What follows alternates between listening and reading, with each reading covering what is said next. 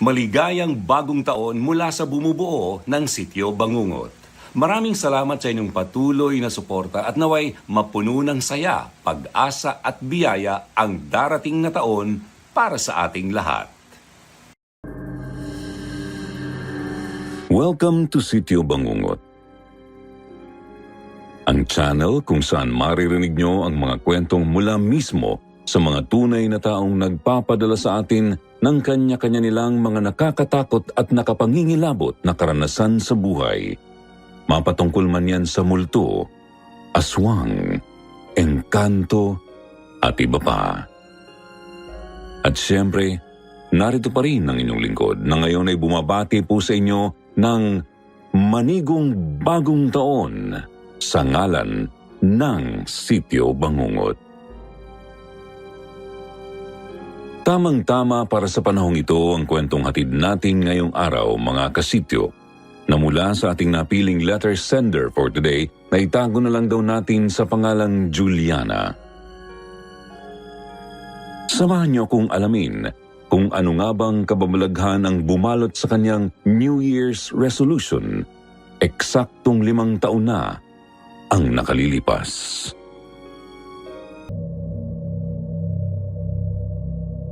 Hi Sir Jupiter, Happy New Year po sa inyo, pati na rin po sa mga taong bumubuo ng Sitio Bangungot na halos araw-araw ko na rin po yatang kasama sa buhay. Lalong-lalo na kapag nagtatrabaho kami ng mga kasosyo ko dito sa aking maliit na kainan. Itago niyo na lang po sana ako sa pangalang Juliana, 30 years old, sumusulat mula dito sa Sampaloc, Maynila. Hayaan niyo po akong ibahagi sa inyo ang isang karanasang nangyari sa akin. Eksaktong 5 taon na rin po ang nakalilipas. Ganito rin ang panahon noon. Kabubukas pa lang ng taong 2018 nang mangyari sa akin ang pinaka hindi ko na yata malilimutang karanasan sa buhay ko. Nagtatrabaho po ako noon bilang isa sa mga office staff sa IT department ng isang kumpanya sa Manila at kababalik ko lang din po noon mula sa aking Christmas vacation. Umuwi po kasi ako sa probinsya namin sa Bicol kung saan nakatira ang mama at papa ko, Sir Jupiter. At kulang-kulang 2 linggo rin yata akong naka-leave noon sa trabaho. Sa totoo lang, hindi naman talaga baksyon ng dahilan kaya umuwi ako ng Bicol noon eh. Kinailangan ko lang talagang lumayo kasi ng mga panahong yun ay naranasan ko rin ang pinakauna kong heartbreak. Meron po kasi akong isang office mate na sobrang crush na crush ko ng mga panahong yun, Sir Jupiter. Kaya lang nang umamin ako sa kanya, sinabi niya talaga sa mukha ko na hindi niya raw ako type. Gusto niya raw yung mga babaeng maalaga at hindi pabaya sa sariling katawan. Sa madaling salita, ayaw niya sa akin kasi mataba ako at hindi sexy. Yun na yata ang pinakamasakit na naramdaman ko sa buong buhay ko, Sir Jupiter, na halos magpabaliw sa akin. Simula nang i-reject ako ni Alex ay lagi na talaga ako nung nagkukulong sa kwarto at nagmumukmok. Ginawa ko pa nga pong New Year's resolution ang pagpapapayat noon. Kaya lang, Sir Jupiter, hindi ko pala kaya.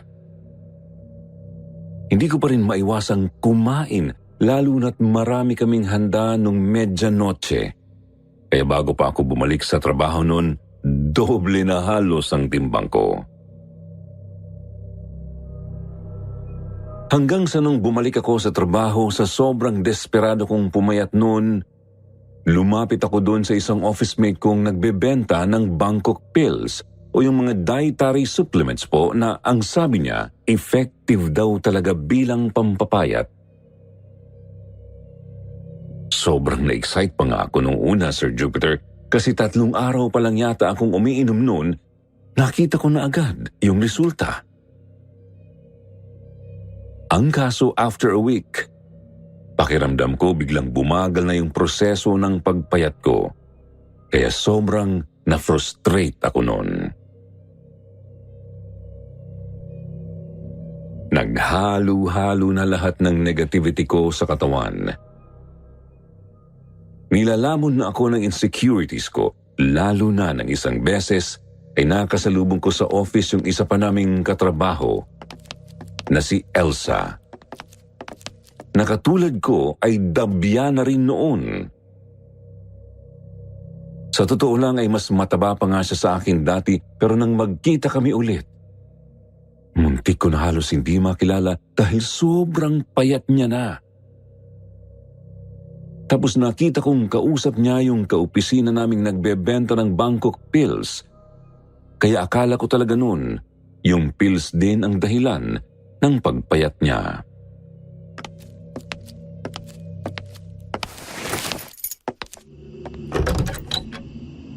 Pag-uwi ko ng bahay, doon ko na naisip na gawin yung naiisip kong ideya. Nang gabing yun, Sir Jupiter, nilaklak ko lahat ng dietary pills ko na naging dahilan ng pagka-overdose ko. Galit na galit ang best friend at office mate kong si Charlene noon, Sir Jupiter. Kulang na lang, batukan niya ako. Mabuti na lang talaga at magkasama kami sa iisang apartment.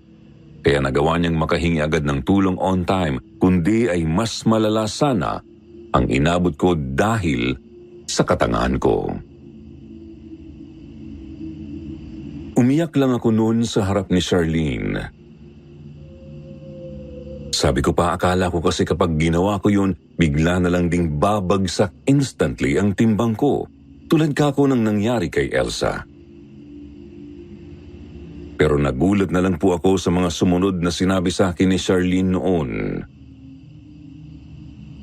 Sira, hindi mo ba alam hindi nagda-diet si Elsa? Ang usap-usapan sa office, pinakulam daw yun ng baklitang si Rhoda kasi inagaw daw ni Bruja yung boyfriend niya.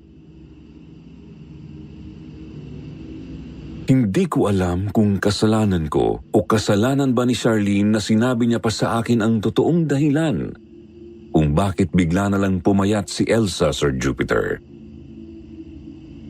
Ang alam ko lang, desperado na talaga akong matupad ang New Year's resolution ko ng mga panahong yun. Lingid sa kaalaman ni Charlene, Sir Jupiter, nang makabalik ulit ako ng office, walang pagdadalawang isip akong lumapit kay Rhoda upang humingi ng isang pabor.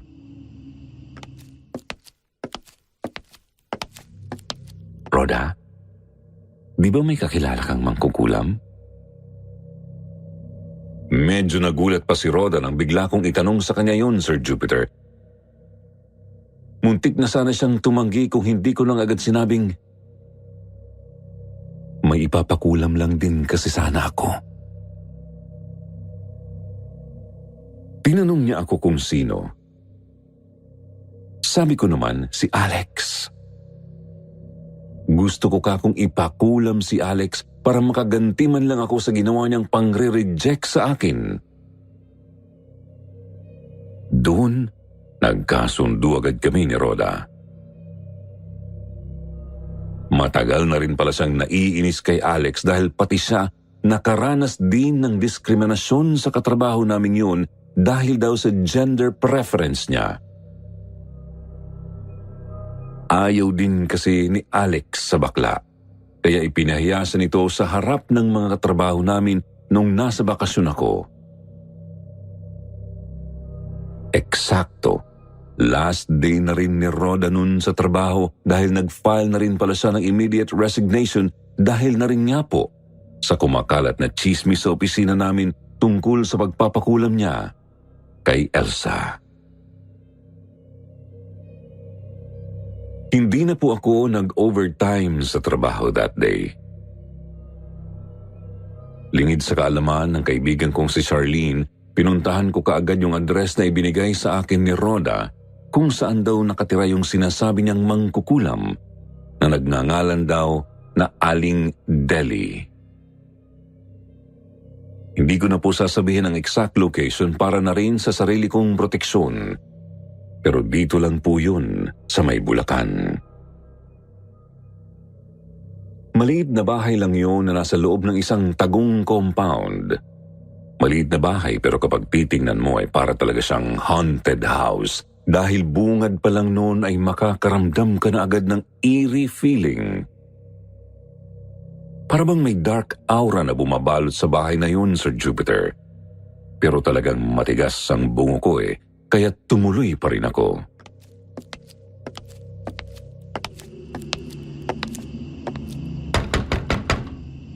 Tao po. Talagang napaigtad ako, Sir Jupiter, nang bigla na lang pong may humagikhik sa likuran ko.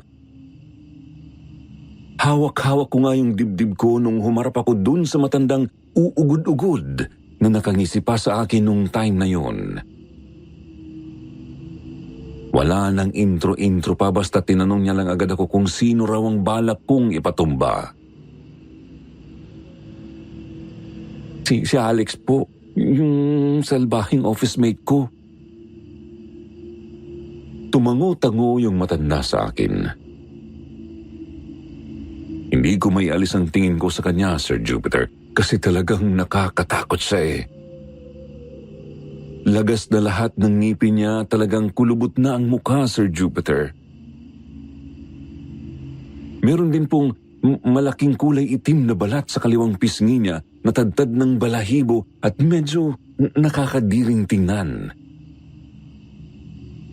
Yung mata niya magkaiba rin po ang kulay. Yung isa itim, habang yung isa naman kulay abo na mamula-mula. Tulad ng sinabi sa akin ni Rhoda, isang hibla nga lang ng buhok ang hiningi sa akin ni Aling Deli. Yun lang daw ang kailangan niya para pahirapan ang kung sino mang nais kong ipakulam sa kanya. Kapalit ng pera. 5,000 piso. Yun ho ang eksaktong halaga ng hiningi sa akin ni Aling Deli bilang bayad sa ipinagagawa ko sa kanya na agad ko naman pong ibinigay kahit na halos yun na talaga ang last money ko para sa buwang yun.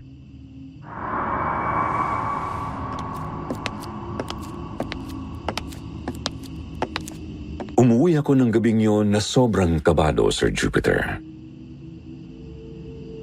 Hindi ko alam kung ano ang kahihinatnan ng ginawa kong pagpapakulam kay Aling Deli. Natatakot pa nga ako kasi baka malaman niyang hindi naman talaga totoong buhok ni Alex ang ibinigay ko sa kanya kundi buhok ko.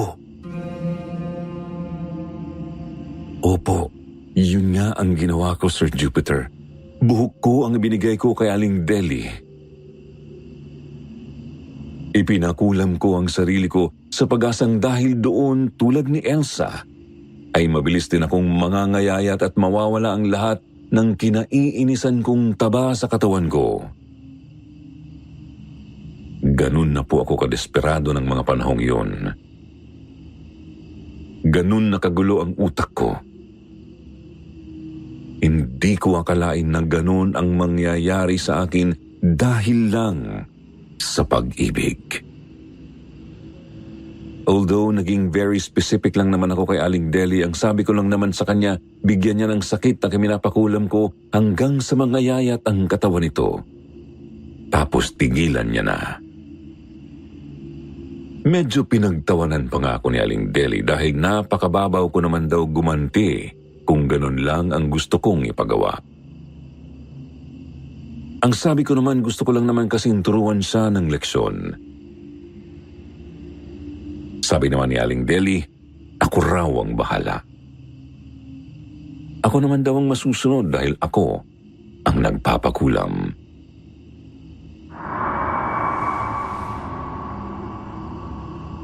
Sobrang bilis ng naging epekto ng pangungulam sa akin ni Aling Deli, Sir Jupiter.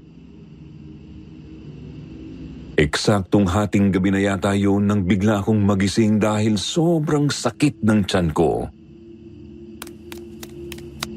Dali-dali akong tumakbo noon sa banyo at sumuka ako ng sumuka. Maya't maya rin ho akong nagdudumi noon, Sir Jupiter, at nangyari sa akin ang ganun sa loob ng 2 linggo.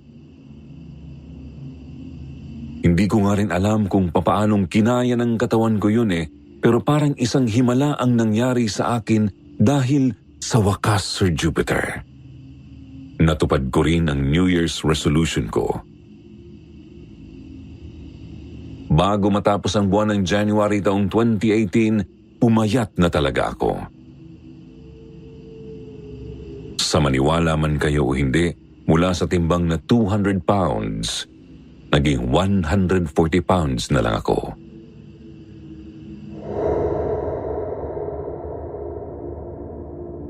Sobrang saya ko, Sir Jupiter, nang sa wakas ay na-achieve ko na rin ang pinaka-aasam-asam ko noong hourglass body.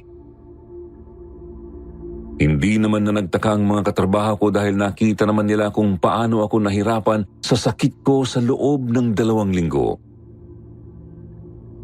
Sabi ko kasi sa kanila may ulcer ako at nagme-maintenance kaya madalas na masama ang pakiramdam ko. Pero finally, tapos na rin ang paghihirap ko dahil alam kong titigilan na ni Aling Deli ang pangungulam sa akin ngayong payat na ako.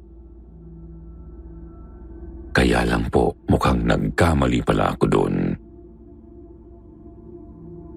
Pagkatapos ko po kasing pumayat, Sir Jupiter, nagsimula na rin akong maengganyo sa mga online dating sites kung saan ako ang nakahanap ng lalaking pwede kong makadate. Hindi naman po ako nabigo, Sir Jupiter, dahil hindi nagtagal ay nakahanap agad ako ng makakadate ko. Sobrang excited ko pa nga nun Pinaghandaan ko talaga ang gabing yun. Pero hindi ko akalaing doon na pala magsisimula ang tunay na kalbaryo ko.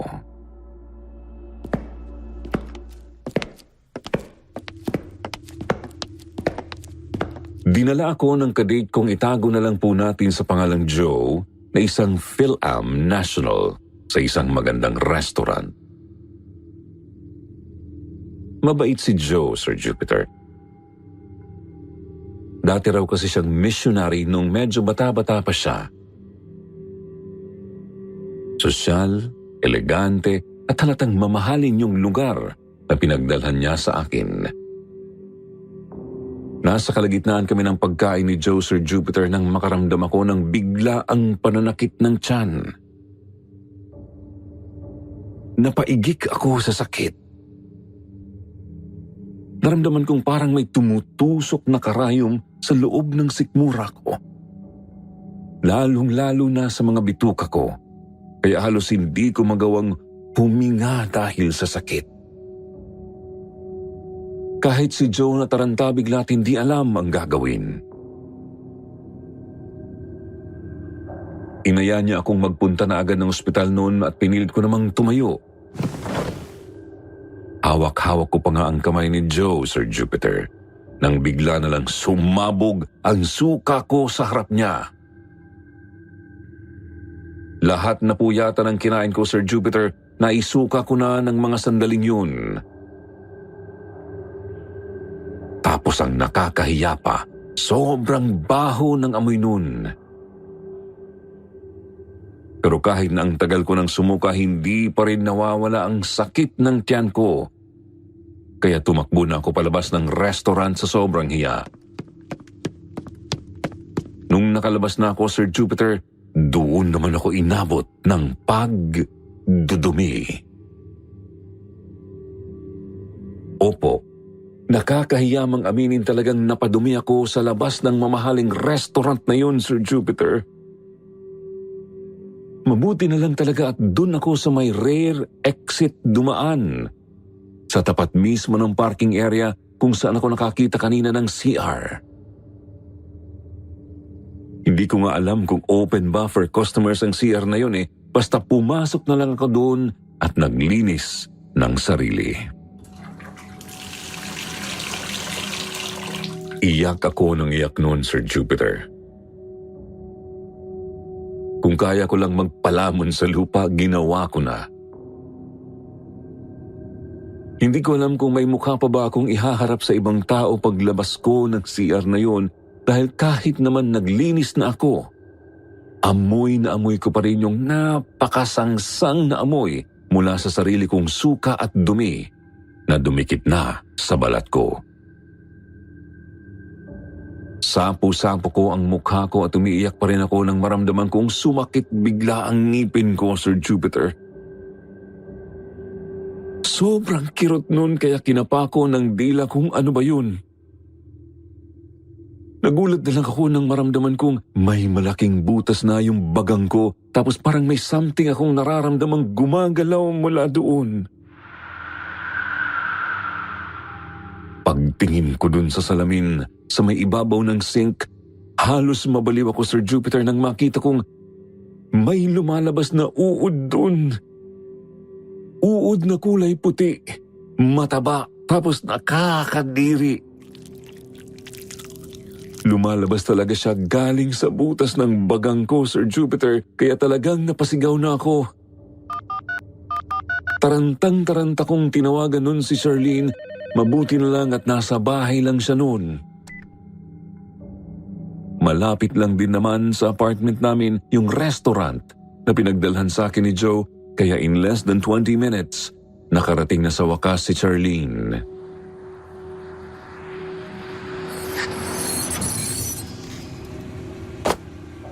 Binigyan niya ako ng pambihis tulad ng sinabi ko sa kanya. Tapos isinakay niya na ako sa kotse niya at akmang dediretso na sana siya sa ospital, Sir Jupiter, nung bigla ko siyang pinigilan. Wag, lalong lalala to kapag dilala mo ko sa ospital. Itong address na to, dito tayo magpunta. Ibinigay ko kay Charlene yung address kung saan nakatira si Aling Deli. Pagpunta namin dun, Sir Jupiter, sobrang gulat namin nang abutan namin dun si Rhoda. Kahit po si Rhoda nagulat nang makita niya yung itsura ko. Doon ko ipinaliwanag sa kanila ang lahat. Sinabi kong hindi naman buhok ni Alex ang ibinigay ko kay Aling Deli, kundi ang buhok ko.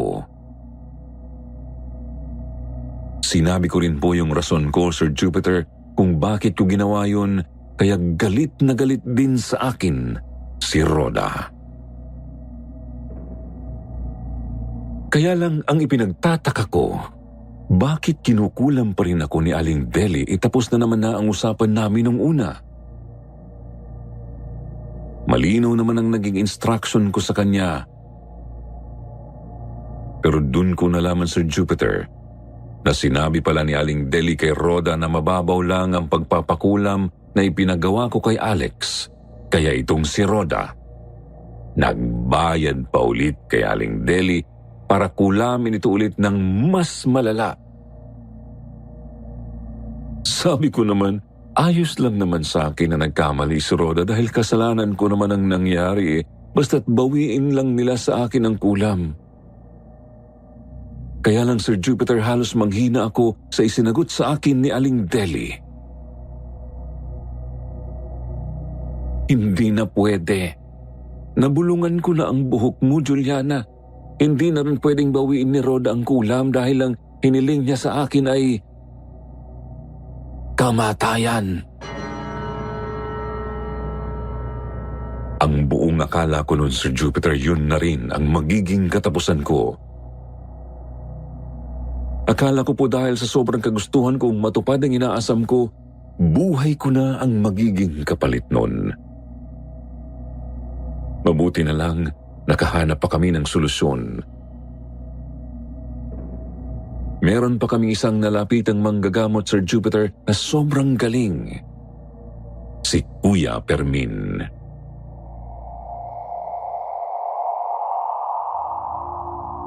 Meron lang pong nakapagsabi sa amin na magaling daw pong antingero si Kuya Permin. Tubong Batangas po siya, Sir Jupiter, kaya lang hindi naman talaga siya manggagamot. Naawa lang po siya sa akin kaya nagpasa siyang tulungan ako. Ngayon lang daw po kasi siya nakarinig ng kasong nagpakulam mismo sa sarili. Nung nagpakonsulta po kami sa kanya, pinabili niya po ako ng isang buong baboy. Tapos yun pong bulong na ipinataw sa akin ni Aling Deli na gawa niyang patalbugin dun sa baboy na kinabukasan din po pagkatapos ng naging gamutan namin ay namatay sa mismong harapan namin. Wala rin po yung naging masamang epekto kay Rhoda bukod na lang po kay Aling Deli na halos 1 buwan din yatang hindi nakatayo. Para daw pong pinompyang ang ulo niya nung kinontra ni Kuya Fermin yung kulam niya. Mabuti na lang po at hindi sila nagalit sa akin pagkatapos ng nangyari sa amin.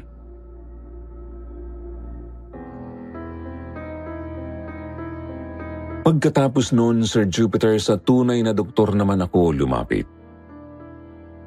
Nanghingi ako ng profesional na tulong para sa aking mental health na alam kong sobrang nayanig na ng mga panahong yon.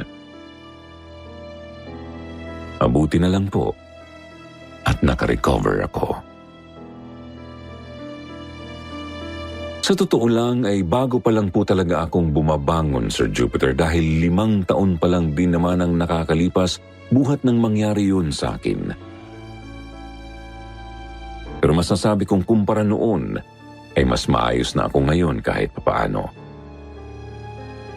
Sa totoo nga lang po sa ngayon ay hindi na rin ako nagtatrabaho sa company. Nagbukas na lang ako ng sarili kong negosyong kainan sa tulong na rin ng 1-year boyfriend ko ngayon at ng mga empleyado kong tinatawag ko bilang mga kasosyo.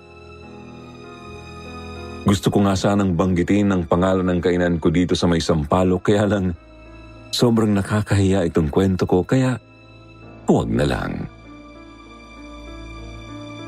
Sana po ay nagustuhan ninyo ito kahit papaano. Maraming salamat po sa pakikinig mga kasityo. Muli ito po si Juliana. Hanggang dito na lamang po.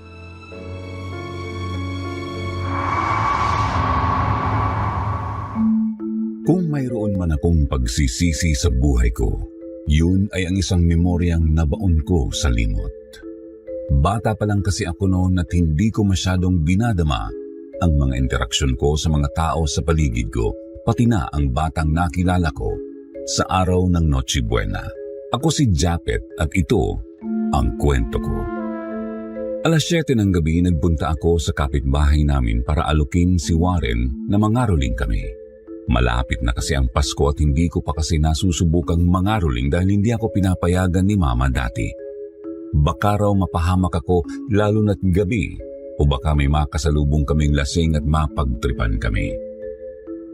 Itong taon lang niya ako pinayagan dahil sa walang tigil kong pamimilit sa kanya. Excited na excited kong tinawag ang pangalan ni Warren nang makarating ko sa labas ng gate nila.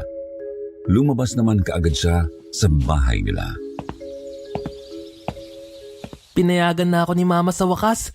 Tara na, pwede na akong mangaroling. Ngayon na kagad? Wait lang naman.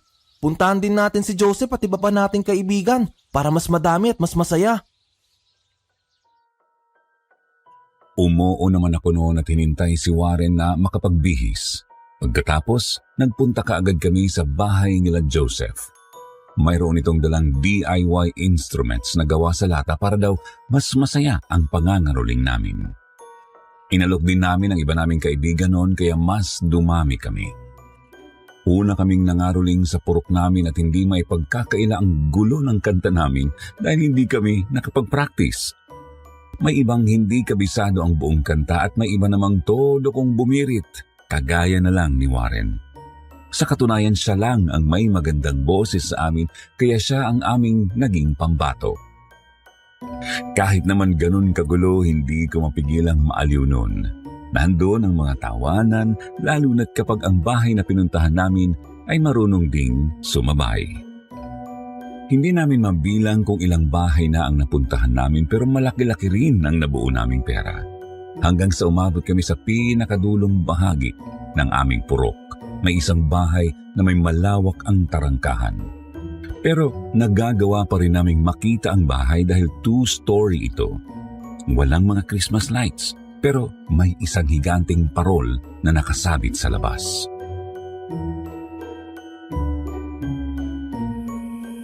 Sure na ba kayo na mga ngaroling tayo rito? Bakit naman hindi?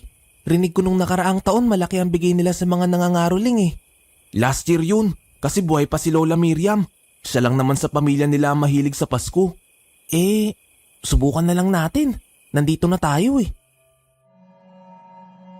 Parehas kami ng sinabi ng iba ko pang mga kasama. Ang alam kasi ng lahat dito sa amin na itong mga anak ni Lola Miriam na sila nang nakatira ngayon ay palaging abala sa kanilang mga trabaho at wala ng oras pa para mag-celebrate ng kung ano-ano mang okasyon. Ang sabi rin ni Mama sa akin ay pinagbibigyan lang daw nila si Lola Miriam dati sa gustong selebrasyon tuwing Pasko dahil matanda na siya.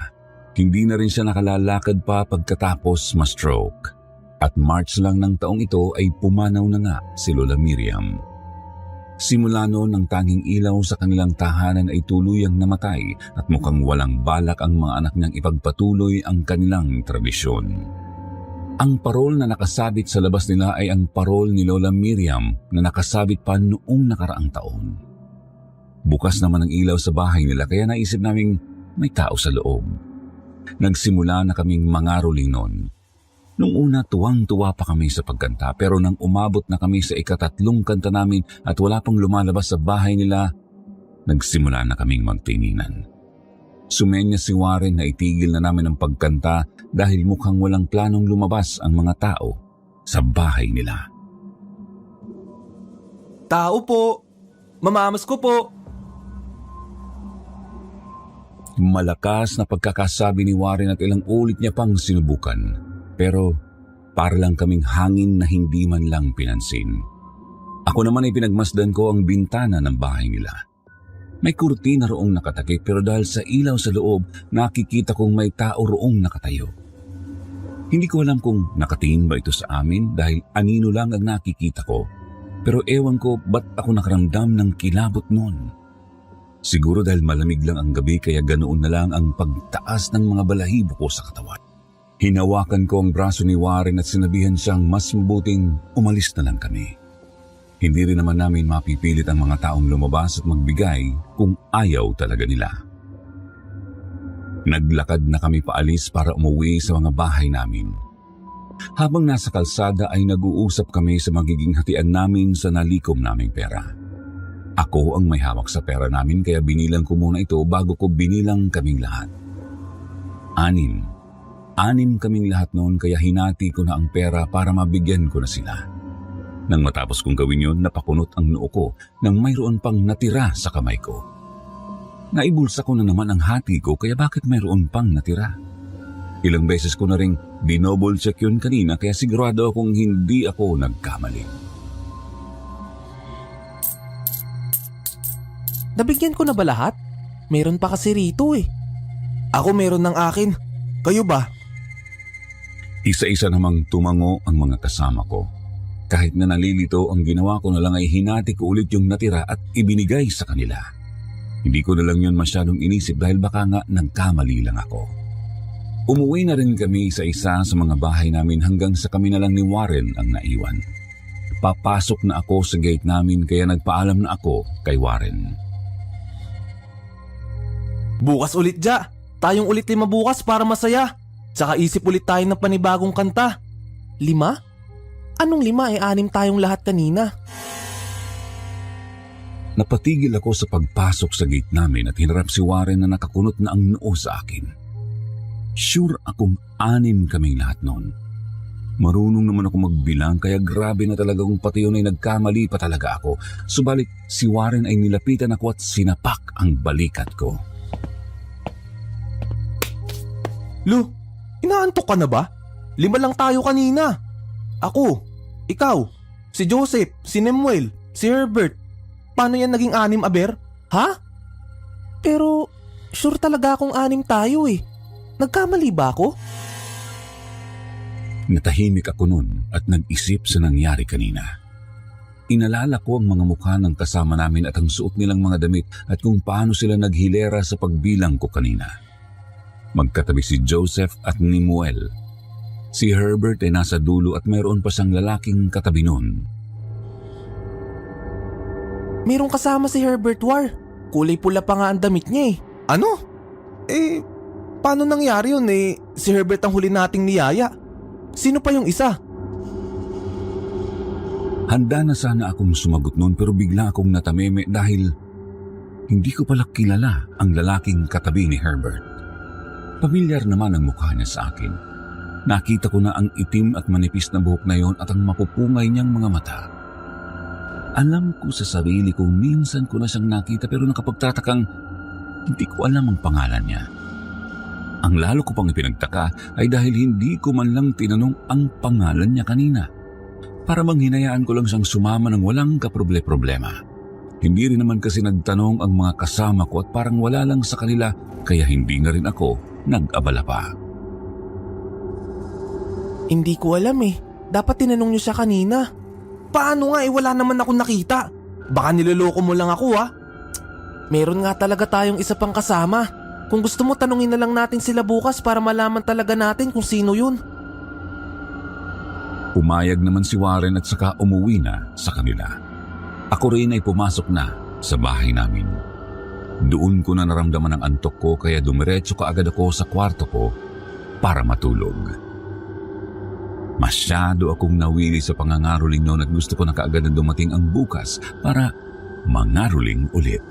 Nagising ako sa boses ni Mama na inutusan akong mag-igib ng tubig. Kinuha ko ang binigay niyang galon at nagtungo sa poso ng purok namin. Kailangan ko pang maglakad ng ilang minuto dahil nasa dulo iyon kung saan nandoon din sa malapit ang huling bahay na pinuntahan namin kagabi. Ang bahay ni Lola Miriam. Alas 5 pa yon ng madaling araw kaya hindi pa ganoon kaliwanag ang paligid. Pero nagagawa ko nang makita mula sa poso ang mga lumang pader ng bahay niya. Para bang kapag naihipan ito ng isang malakas na hangin ay paniguradong bibigay ito.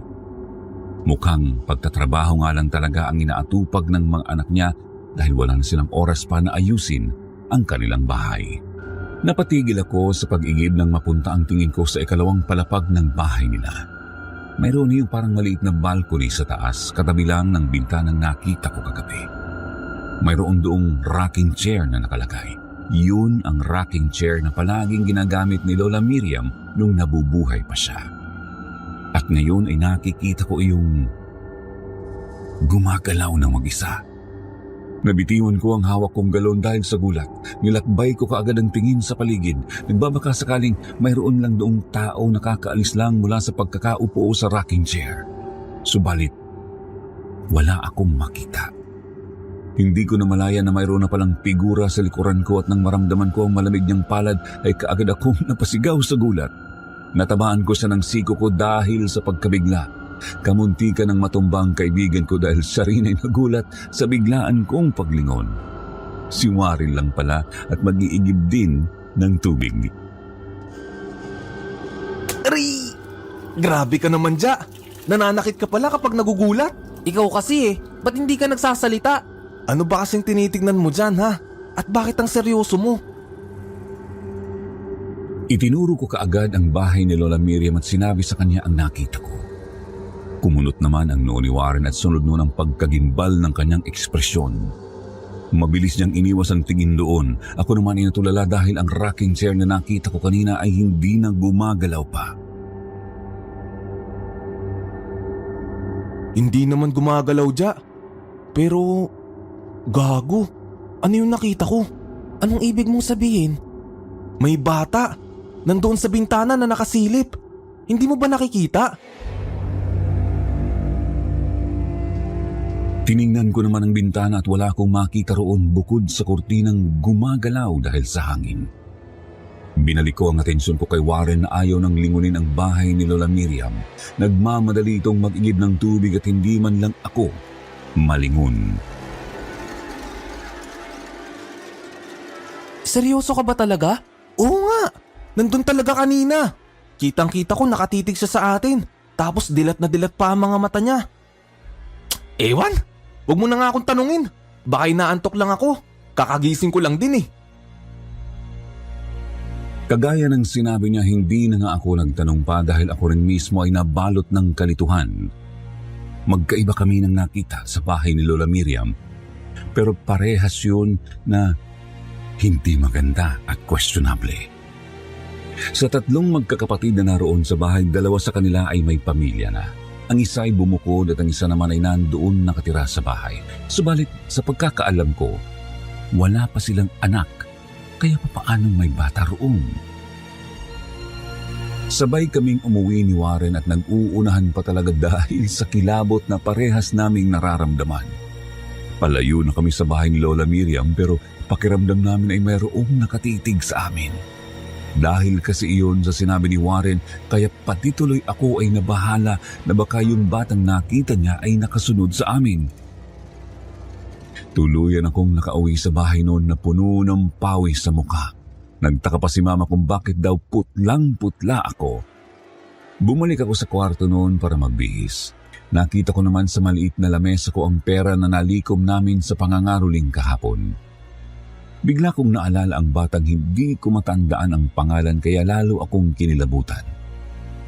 Sasama kaya siya mamaya sa pangangaroling namin? Dahil kung oo, gagawin ko yung paraan para kausapin siya.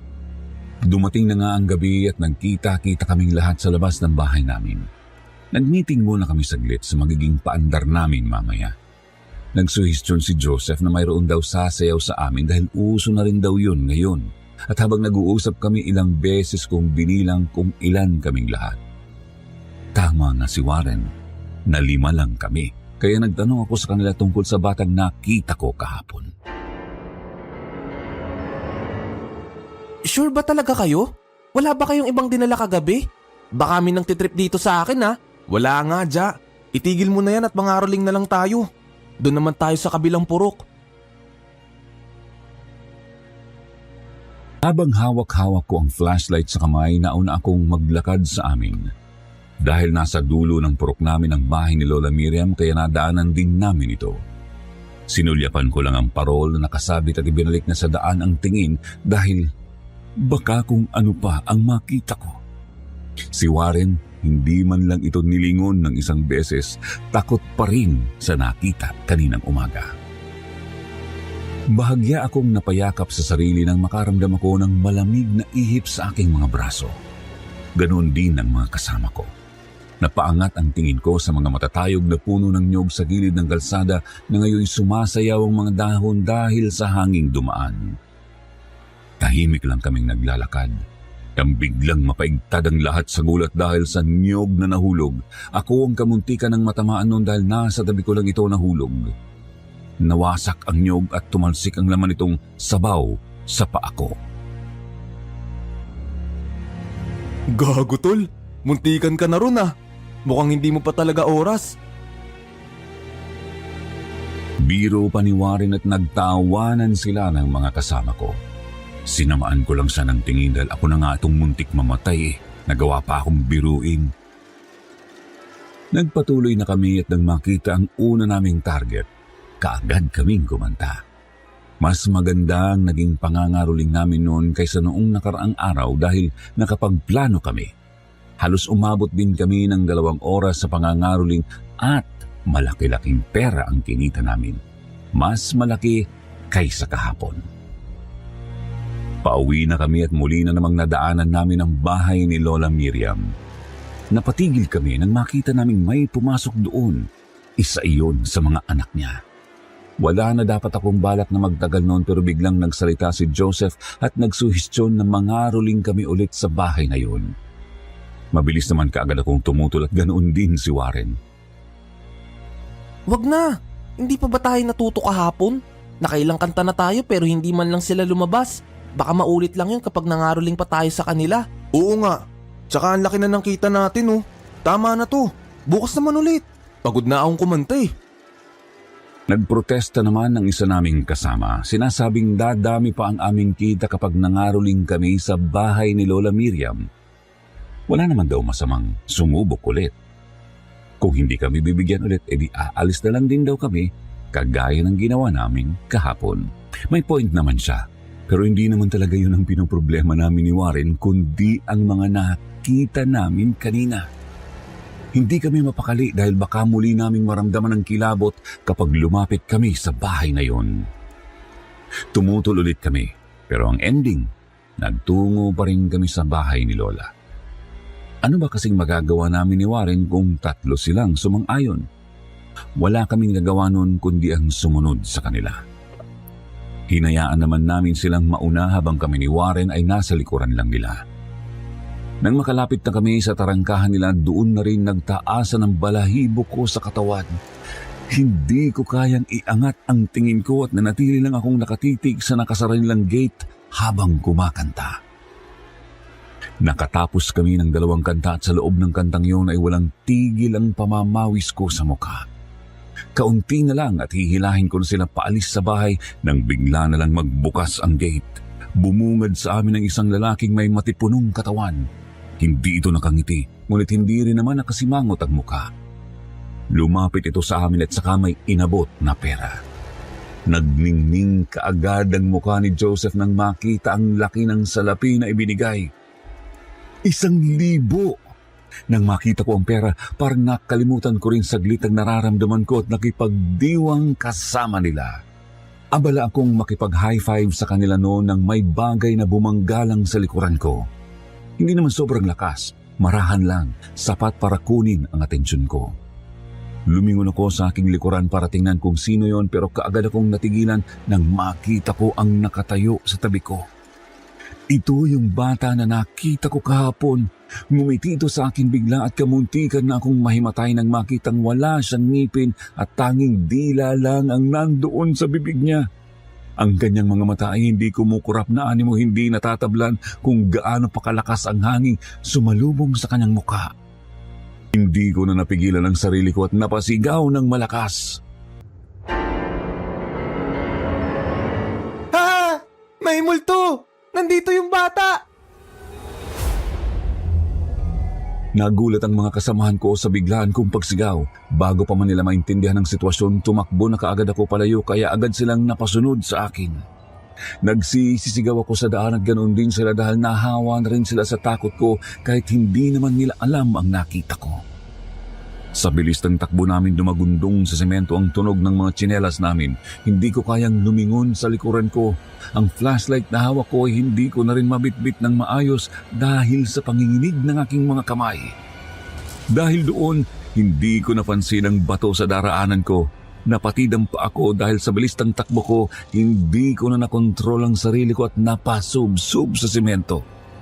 Naunang tumama ang tuhod ko bago ang aking panga. Mabilis naman akong tinulungan ni Warren at hinila ako patayo. Subalit bago pa man ako makabangon, mayroon akong naramdamang humawak sa talampakan ko. Pagtingin ko, nandoon na ang bata at nag-aalala ang mukhang nakatingin sa akin. Muli akong napahiyaw noon at ganoon din si Warren.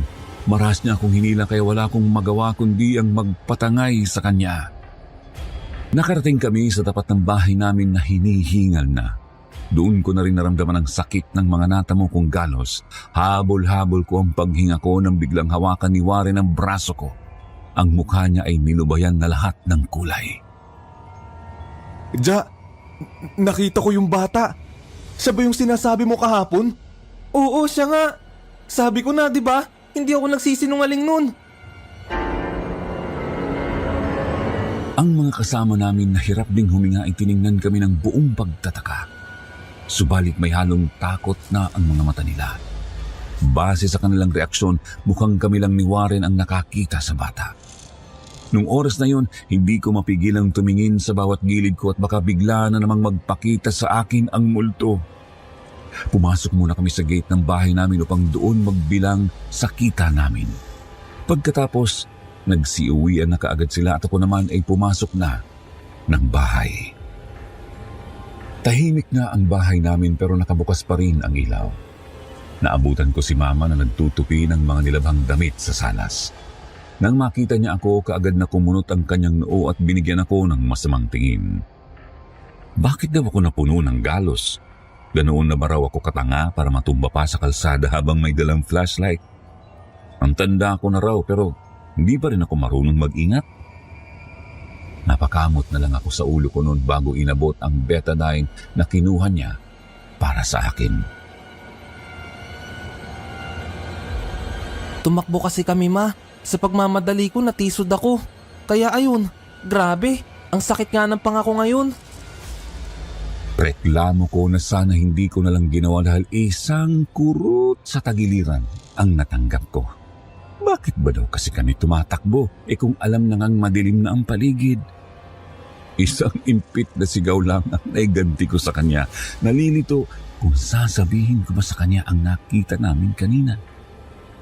Duda akong maniniwala si Mama sa akin noon, pero wala namang masama kapag susubukan ko. Bukod pa ron, minsan ko na rin naman kasing narinig si Mama dati na nakipagtsismisan sa kapitbahay namin patungkol sa mga kababalaghang naranasan daw nila dati. Ma, naniniwala ka sa mga multo, di ba? Paano kapag sinabi kong nakakita kami ng multo kanina? Tinaasan naman ako ng kilay ni Mama. Paskong Pasko ngayon kaya bakit daw may magpapakitang multo? Sa mga naging karanasan niya, wala pa naman daw multong nagpakita sa kanya dahil hanggang pagpaparamdam lang daw ito. Ang nagpaparamdam lang daw sa kanya ay ang mga namatay niyang kamag-anak. Hindi rin naman daw nagtatagal ang pagpaparamdam nila dahil pagkatapos ng 40 days, pagkatapos na ilibing, ay nawawala lang din ang kanilang presensya. Napaisip akong maigi sa sinabi sa akin ni Mama dahil wala akong makitang rason para guluhin ako ng isang multo. Hindi ko nga kilala yun pero hindi ko maitatangging pamilyar sa akin ang kanyang mukha. Para bang nakita ko na siya dati. Ang problema hindi ko maalala kung saan. Hindi ko tuloy mapigilang isipin na baka may nagawa akong kalokohan dati at ngayon sinisingil na ako. Matino naman akong tao at ang mga kaibigan ko lang ang pinagtitripan ko paminsan-minsan. Kaya, sino ang batang yun? Ma, alam mo ba yung bahay ni Lola Miriam ngayon para ng haunted house? Nangaroling kami kanina sa kanila. Tapos doon ko nakita yung multo. Isang batang multo. Tiningnan naman ako ni Mama bago siya bumalik sa kanyang pagtutupi. Ilang sandali bigla siyang nagsalita sa akin na baka raw mayroon ngang nagpaparamdam sa bahay nila. Baka raw si Lola Miriam yun, lalo na't mahilig pa naman ang matandang yun sa Pasko. May tsansang nandoon pa ang kaluluwa niya. Tumango lang ako bilang sagot noon dahil hindi naman isang matanda ang nakita ko pero yung rocking chair na gumagalaw mag-isa, baka si Lola Miriam nga ang nandoon. Pagkatapos kong gamutin ang mga sugat ko, napagpasyahan ko ng matulog noon dahil nararamdaman ko na ang pananakit ng katawan ko. Malakas ang kutob kong mahihirapan akong gumalaw bukas, lalo na't nanunuot sa hapdi ang aking mga sugat sa tuhod at panga. Kaagad akong hinila ng antok noon dahil sa pagod at hindi ng tagal ay nakatulog din. Nanaginip ako na nandoon daw ako sa waiting shed ng purok namin. Gabi na raw yun at kasama ko si Mama na naghihintay na dumating si Papa. Nagpapasundo ito dahil marami daw itong binili para sa Noche Buena. Habang naghihintay kami, nawili akong tumingin sa mga pulang Christmas lights na nakasabit sa haligi ng shed. Hanggang sa mayroon na lang akong naramdamang isang maliit na kamay na humawak sa aking braso. Napunta ang tingin ko sa kanya. Isang batang may suot na makapal na jacket at nakangiti sa akin ng matamis. Kumaway siya sa akin bilang pagbati. Mayroon siyang kasama subalit hindi ko magawang makita ang mukha niya. Ang tanging malinaw lang sa akin noon ay ang bata. Ang bata ay kamukha ng multong nagpakita sa akin kanina. Ang pinagkaibahan lang ay buhay na buhay ang kanyang mga mata. Kitang-kita ko rin ang kanyang ngipin sa tuwing nagsasalita siya sa akin. Kahit na maputlang ka ng balat, namumula naman ang pisngi nito dahil sa malamig na gabi. Hindi siya nakakatakot tingnan, kaya hindi rin ako natakot na makipag-usap sa kanya. Hi, taga rito ka ba? Ngayon lang yata kita nakita rito. Tumango naman siya. Minsan lang daw kasi siya nakalalabas dahil ayaw siyang payagan ng mga magulang niya. Pati sa pag-aaral, Homeschooled siya. Dahil dito hindi pa raw siya nagkaroon ng kaibigan, kaya naman natutuwa raw siyang makausap ako. Ngayon lang din kasi siya pinayagang makalabas dahil medyo bumuti raw ang kanyang kalagayan. Idagdag na rin ang pamimilit niya kaya ganoon. Medyo nalito ako sa kanyang sinabi pero tumango na lang din ako. Nagyaya siya sa aking makipaglaro at pumayag naman ako. Hindi naman pala siya nakakatakot kaya bakit nung nakita ko siya kanina sa pangangaroling namin, parang nag-iba siya. Nagising ako noon at maliwanag na ang labas. Hindi nga ako nagkamali na mamimilipit sa sakit ang katawan ko ngayon. Bago pa man ako makabangon, nakarinig na ako ng boses na tinatawag ako dahil anong oras na raw at hindi pa ako nag-iigib ng tubig. Wala akong choice noon kundi pilitin ang sariling makatayo. Tiningnan ko pa saglit ang mukha ko sa salamin at napangiwi na lang ako dahil namamagahampang ako. Tatalikod na sana ako noon pero napakunot ang noo ko nang mayroong isang figura sa aking likuran. Kita ko ang mga mata niyang nakatitig sa akin dahilan para mapasigaw ako sa gulat. Kaagad akong napalingon sa likuran ko at tuluyang naistatwa nang wala akong makita. Inikot ko ang paningin ko sa paligid subalit wala ni anino man lang ang nagpakita sa akin. Ano yun? Guni-guni ko lang ba yun? Sunod na pumasok sa isipan ko ang batang nakita ko kagabi. Naglakbay ang isipan ko noon habang palabas ng kwarto. Kinuha ko kaagad ang galon sa kusina at lumabas na para mag-igib ng tubig sa aming bomba. Pagdating ko roon, mayroon nang naglalaba. Ang mama ni Warren. Nandoon si Warren at tinutulungan ang mama niya. Kaagad siyang umusog para hayaan akong mag-igib.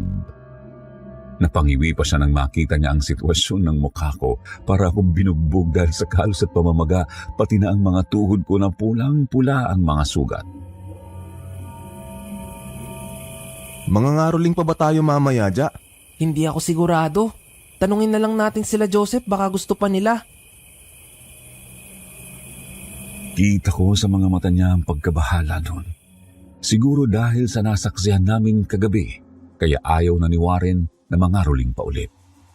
Ako rin ay nawalan ng ganang mangaroling dahil sa takot na baka biglang magpakita sa akin ang multo. Yun nga lang medyo nalilito ang damdamin ko dahil sa napanaginipan ko. Sa kakaisip ko, hindi ko napansing may gumapang na palang isang gagamba sa palad ko. Napayuko ako noon upang tingnan ito subalit iba ang nakakuha ng atensyon ko. Sa baba ko ay mayroong isang bata roong nakasalampak sa simento. Nakaangat ang mga tingin nito sa akin habang dilat na dilat ang mga mata. Ang labi nito ay sing-itim ng uling at ang balat ay parang nilubayan ng lahat ng tubig sa katawan. Sobrang payat nito na hindi ko kayang sabihin isang buhay na nilalang ang aking nakita. Dahil sa gulat ko hindi ko napigilan ng sariling mapasigaw. Napaatras ako nun sa gulat at nabitiwan ko ang hawakan ng poso. Napalingon din sa akin si Warren at ang mama niya dahil sa nagawa kong ingay. Ayos ka lang ba? Anong nangyari? May nakita lang ulit ako. Makahulugan kong saad kay Warren na mabilis niya namang naunawaan. Mariin akong napapikit dahil ang multong nakita ko ay yung bata na naman kagabi. Bakit ganun? Bakit niya ako ginugulo? Mabait naman siya sa akin sa panaginip kaya bakit biglang-bigla na lang itong nagpapakita sa akin? Sa takot ko, wala sa sariling napasulyap ako sa direksyon ng bahay ni Lola Miriam. Bahagya akong napaigtad dahil mayroon din palang nakatitig sa akin mula sa bintana. Yun ang lalaking nagbigay sa amin kahapon ng pera nung nangaroling kami sa bahay niya. Isa siya sa mga anak ni Lola Miriam na minsan ko lang ding makita dati. Ang tanong ko lang ay kung bakit siya nakatitig sa akin. Wala naman akong ginawa sa kanya o kahit na atraso man lang. Kung dahil yun sa biglaan naming pagtakbo kagabi, parang ang babaw naman kung ganun. Nahihirapan akong umiwas ng tingin at magpatay mali siya dahil alam kong alam niyang nakatingin na rin ako sa kanya. Bago pa man din ako makaalis, bigla niyang itinaas ang isang kamay at sinenyasan akong pumunta sa kanila. Umalis na rin siya doon sa bintana kaya naiwan akong nagtataka. Ja, okay ka lang? Kanina ka pa nakatunga nga dyan. pakibantay muna ng mga galonwar. Punta muna ako kina Lola Miriam. Nabalot naman ng kalituhan ang mukha niya matapos ko iyong sabihin. Balak niya pa akong pigilan noon pero kumaripas na ako ng takbo papunta sa bahay ni Lola. Nakabukas ang kanilang gate kaya pumasok ako roon. Bago pa man ako makalikha ng ingay, nagbukas ang pinto ng bahay nila at iniluwa roon ang lalaking nakita ko kanina. Siya si Angelo, ang pangalawa sa anak ni Lola Miriam. Magandang umaga ho. May kailangan po ba kayo sa akin? Nakita ko po kasi kayo kanina na tinatawag ako. Tumango naman ang lalaki dahil may gusto raw siyang itanong sa akin. Nakita niya raw kami kagabi na kumaripas ng takbo dahil sa biglaan kong pagsigaw na mayroon daw akong nakitang multo. Gusto niya lang daw malaman kung ang multong tinutukoy ko ay isa raw bang batang lalaki. Hindi kaagad ako nakasagot dulot ng pagkagitla. Dahan-dahan akong tumango dahil isa ngang batang lalaki ang nakita ko. Nakita ko rin po siya nung isang araw pa. Hindi ko alam kung saan siya galing. Bigla-bigla na lang kasi siyang sumusulpot. Natatakot na rin po ako. Hindi naman sumagot ang lalaki, bagkus ay bahagyang napayuko. Napansin ko na dumaan sa mga mata niya ang lungkot. Ang kaninang istriktong ekspresyon niya ay napalitan ng lumbay na parang ilang sandali na lang ay bibigay na at tutulo ang mga luha sa mga mata. Siyempre nataranta ako noon dahil hindi ko maintindihan kung may nasabi ba akong mali o nakasasakit, kaya siya naging ganoon. Subalit bago ko pa man mahanap ang mga salita, bigla siyang bumuntong hininga at binigyan ako ng isang maliit na ngiti sa mga labi. Nakikita niya rin daw ang bata, Sir Jupiter. Pagkapasok pa lang ng Disyembre, nagsimula na raw magpakita ang bata sa bahay nila. Lalo na sa kwarto kung saan siya namamalagi dati dahil ang batang yun ay kanyang anak. Po? May anak ko kayo? Di ba po hindi pa nabubuntis ang asawa niyo? Hindi ako makapaniwala sa narinig ko. Pero ilang saglit noon ay pumasok naman sa isipan ko ang panaginip ko kagabi. Naalala ko ang batang nakausap ko at ang kasama niya. Hindi ko makita ang mukha pero yung hubog naman ng katawan niya ay kagayang-kagaya ng lalaking kaharap ko. Doon ko napagtanto na baka ang lalaking yun ay walang iba kundi si Angelo. Mayroon daw silang anak ng kanyang asawa pero pumanaw raw ito nung nakaraang taon dahil sa isang sakit. Mahina na raw talaga ang bata kahit nung sanggol pa lang, kaya hindi nila ito pinalalabas ng bahay dahil kaunting pagbabago lang ng panahon ay naaapektuhan siya kaagad. Ito rin ang rason kung bakit iilan lang sa amin ang nakakaalam na may anak na sila. At yun nga dumating ang araw na lumala ang kalagayan niya at mas lalong humina ang resistensya. Dinala na nila sa doktor pero kahit ang doktor ay walang magawa para pagalingin ang kanilang anak. Ang anak nilang yon ay mahilig daw sa Pasko kagaya ng kanyang Lola Miriam. Palagi raw silang nagkakaintindihan kapag Pasko na ang usapan. Gustong-gusto niyang pagbigyan ang request nitong makapagsimba sa simbang gabi, pero isang beses niya lang itong natupad. Sa katunayan, nagsisi raw siyang hinayaan niyang lumabas ang kanyang anak noon dahil doon na nagsimula ang paglala ng kanyang kondisyon. Ganun ho ba? Nakakalungkot naman po. Ano po bang sakit niya? Umiling naman si Angelo dahil sa mismo ay walang maisagot. Ang sabi ng doktor sa kanila ay mahina lang daw ang resistensya ng bata at may pag-asa pang mapalakas ito kapag lumaki na siya. Pero sa bawat taong lumipas, hindi bumuti ang kalagayan ng anak nila. Ngayong wala na ang anak at pumanaw rin si Lola Miriam, hindi niya raw alam kung paano pa niya sasalubungin ang Noche Buena na masaya siya. Nahawa ako sa ekspresyon ng kanyang mukha at nakaramdam din ng matinding lungkot. Ang lumang bahay ni Lola Miriam ay naging refleksyon sa mga kanilang malungkot na puso. Wala akong masabi noon sa kanya dahil ano nga bang alam ko sa pagpapagaan ng loob ng isang tao? Nanatili lang akong tahimik noon hanggang si Angelo na mismo ang nagpasyang magsalita sa amin. Humingi siya ng paumanhin sa akin dahil nadamay pa raw ako sa pagpaparamdam ng kanyang anak. May plano na sila ng kanyang asawa na bindisyonan ang bahay lalo na't hindi lang ang anak nila ang nakikita nila, kundi pati na rin pala si Lola Miriam. Paminsan-minsan daw ay nakaririnig na lang daw sila ng boses ng matanda na tinatawag sila para kumain na siya ring kadalasang ginagawa ni Lola Miriam nung nabubuhay pa. Mahirap man sa kalooban nila pero kailangan nila itong gawin dahil kapag nagpatuloy ito ay malabong magagawa pa nilang mag-move on sa kanilang pangungulila. Pinayuhan niya rin ako na kung maaari ay huwag muna akong pumunta sa kanila kasama ang mga kaibigan ko para mangaruling para hindi na daw ako guluhin pa ng kanyang anak. Tumango lang ako bilang sagot noon bago bumalik sa amin. Hindi pa man lumipas ang araw, sumama ang pakiramdam ko. Tumaas ang temperatura ko noon at bigla akong nilagnat. Niyaya ako nila Joseph para sa pangangaruling mamayang gabi. Pero hindi ako nakasama dahil nga sa lagnat ko. Hindi ko alam kung dapat ko ba itong ipagpasalamat o ikalulungkot dahil hindi ako makakasama sa pangangaruling nila. Nasa loob ako ng kwarto ko noon, nagpapahinga at pilit na ipinipikit ang mga mata para makatulog. Subalit bago pa man ako makatulog, nakaramdam ako ng mahihinang boses sa aking tabi. Tinatawag niya ang pangalan ko na para bang nasasabik sa akin. Hindi ko binuksan ang mga mata ko noon dahil sa pagtindig ng mga balahibo ko sa katawan. Masama ang kutob ko noon na baka ang katabi ko pala ay ang batang multo na anak ni Angelo. Hindi ko talaga iminulat ang mga mata ko kahit na naramdaman ko na ang hanging nagmumula sa kanyang bibig sa tenga ko. Pilit niya akong tinatawag at gusto niyang makipaglaro sa akin. Lubayan mo ko. Ba't mo ba ako ginugulo? Hindi naman tayo magkaano-ano. Yun talaga ang bagay na ipinagtataka ko. Kung dahil lang yun sa pangangaruling namin, bakit ako lang ang palagi niyang pinupuntirya?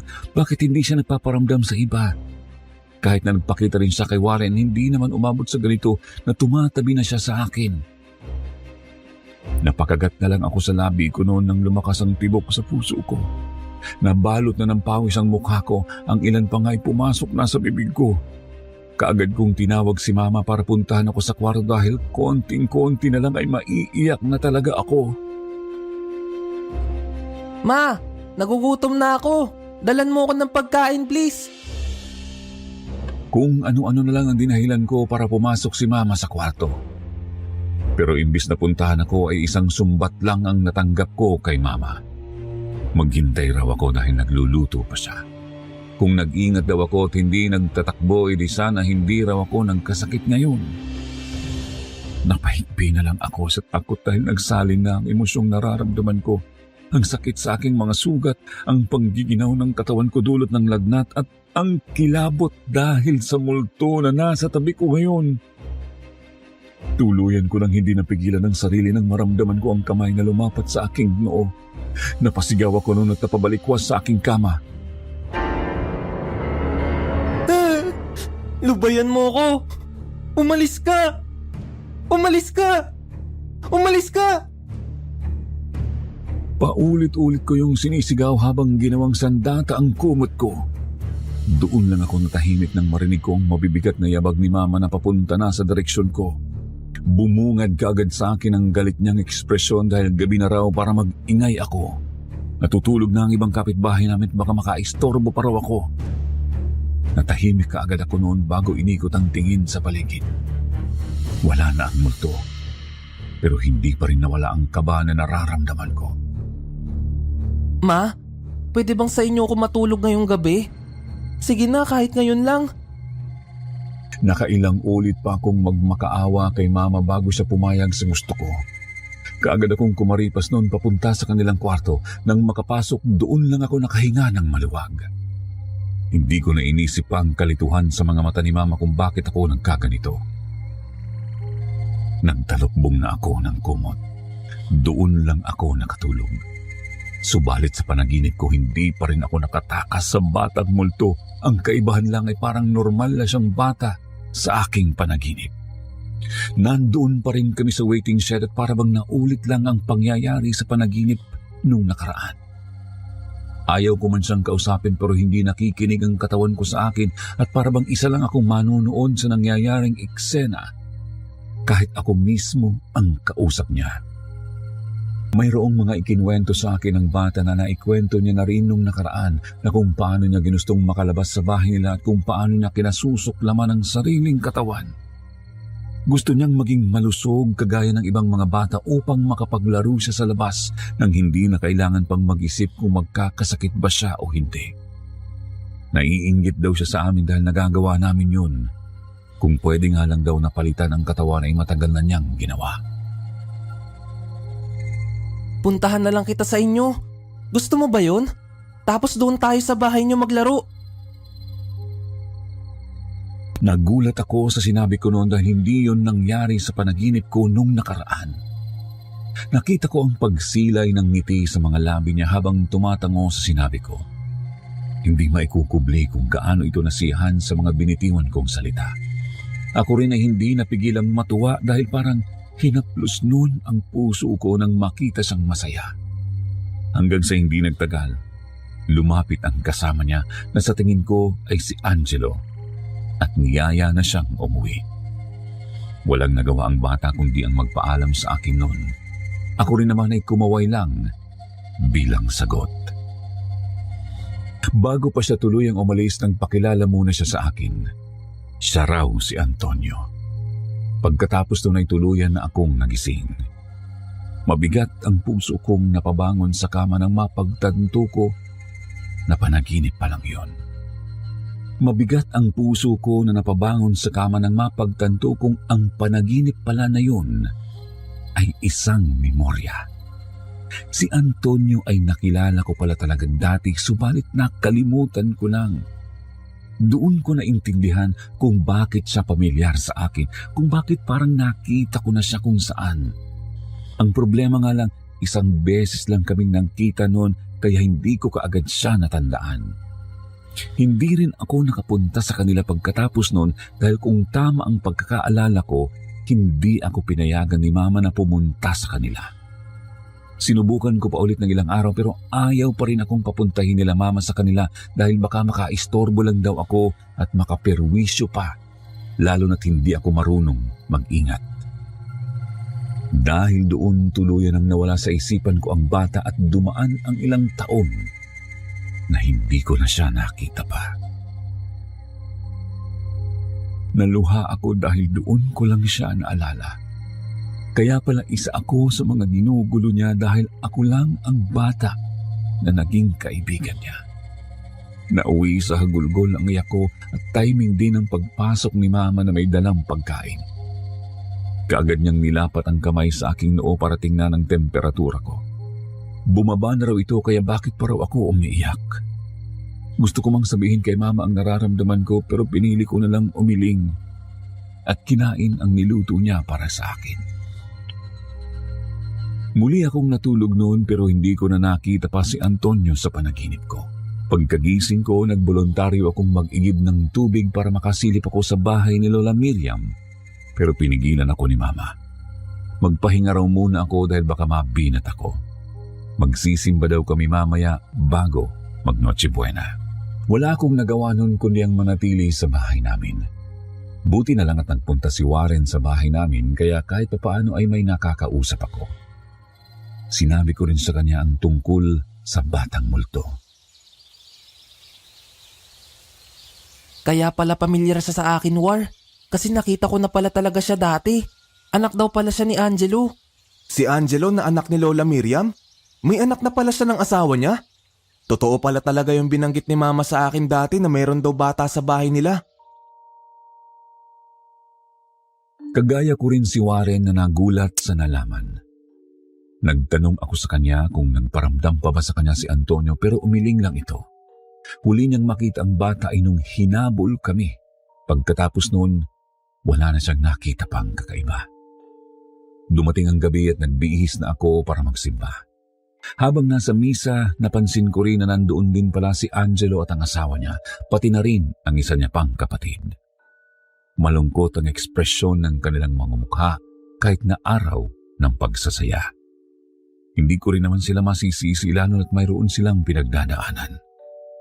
Ipinagdasal ko na lang sila nung gabing yun na sana ay maging okay na sila at pati na si Antonio sa kabilang buhay. Masaya naming sinalubong ng pamilya ko ang Pasko. Maraming hinanda si Mama kaya naparami rin ang kain ko. Bandang 4:00 na ako ng madaling araw noon nakatulog kaya hapon na rin ako nagising. Pumunta kaagad ako sa kusina nang tawagin ako ni Mama para mag-igib. Masigla ko namang yung tinanggap at nagtungo sa poso. Dahil mayroon pang gumagamit sa poso, iniwan ko muna ang galon doon at napagpasyahang magtungo sa bahay ni Lola Miriam para sana sumilip sa kanila. Mayroong mga tao sa kanila na sa tingin ko ay kapamilya lang din nila. Mayroon ding pari sa bahay nila at sa tingin ko ay bebendisyonan na ang bahay ni Lola Miriam. Ang parol din na nakasabit ay wala na roon at mukhang tinanggal na nila. Narinig ko rin sa usapan nilang magkakapamilya na may plano silang iparenovate ang bahay. Bumalik na ako sa amin noon at hindi na nakinig pa dahil labas na ako sa usapan nilang yon. Hindi ko alam pero may parte sa akin nalungkot noon. May parte sa akin nung umaasa na magpapakita ulit sa akin si Antonio kapag nagpunta ako sa kanila. Pero wala na. Natapos ang Pasko at nagbagong taon pero hindi na talaga muling nagparamdam pa sa akin ang bata.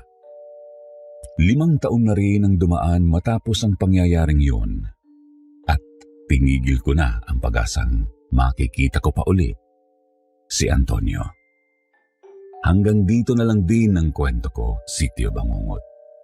Simula noon natuto na akong alalahanin ang bawat interaksyong mayroon ako sa mga tao at tandaang mabuti ang mga mukha at pangalan nila. Ayoko na kasing maulit pa ang nangyari kay Antonio. Maraming salamat sa inyong lahat at sana ay maligaya ang inyong Pasko ngayong taon.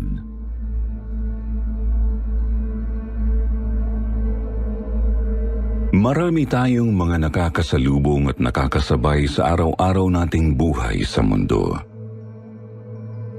May mga taong mababait, ngunit meron din namang may masamang naidudulot sa atin. Subalit, hindi rin lahat sa kanila ay mga tao.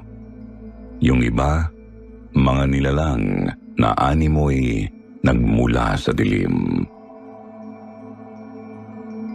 May nakasabay ka na bang ganitong mga nilalang minsan sa buhay mo?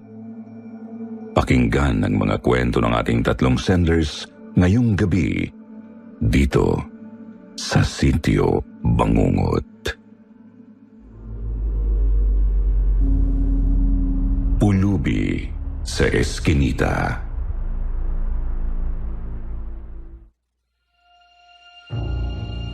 Good evening, Sir Jupiter. Kumusta po kayo? Ako po si Cristel ng Taguig. 23 years old at isang accountant sa isang mall. Sumulat ako sa inyo para i-share ang isang karanasang talagang nagmarka ng matinding kilabot sa kalooban ko. Mabuti naman po akong tao, kaya hindi ko alam kung bakit ganoon ang isinukli ng isang pulubing minsan kong binigyan ng limos. At hindi ko rin alam kung anong klaseng nilalang ba talaga siya.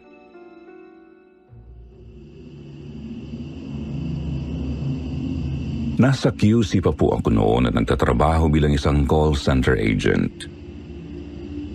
9 p.m. na po at papasok pa lang ako kasi graveyard shift ako. Malapit lang ang tinutuluyan kong boarding house sa opisina. Mga 15 minutes na lakaran lang po. Para makarating sa building namin, kailangan ko pong dumaan sa isang eskinita, maglakad sa bangketa at tapos umakyat ng isang footbridge. Naglalakad ako noon habang nakasalpak ang earphones ng cellphone ko sa tenga. Medyo madilim na sa eskinita kasi sa gilid po yun ng isang malaking gusali. Wala talagang kailaw-ilaw.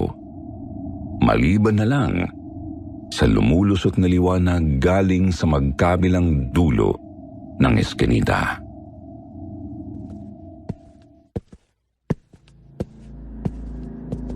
Habang naglalakad, may nakita akong isang matandang nakaupo sa may gilid. Lalaki siya. Tapos payat na payat at medyo maliit ang katawan. Nang makalapit ako sa kinauupuan niya, bigla siyang naglahad ng palad at nanghingi ng limos. Pangkain lang daw. Ako naman na maawain talaga sa mga ganon, dumukot agad ng 5 sa bulsa ko at inilagay sa palad niya. Kahit madilim, naaninag ko ang malapad niyang ngiti sa akin. Tapos ay nagpasalamat siya.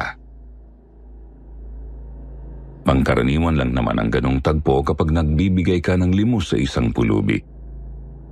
Kaya hindi ko gaanong binigyang kahulugan at nagpatuloy na sa paglalakad.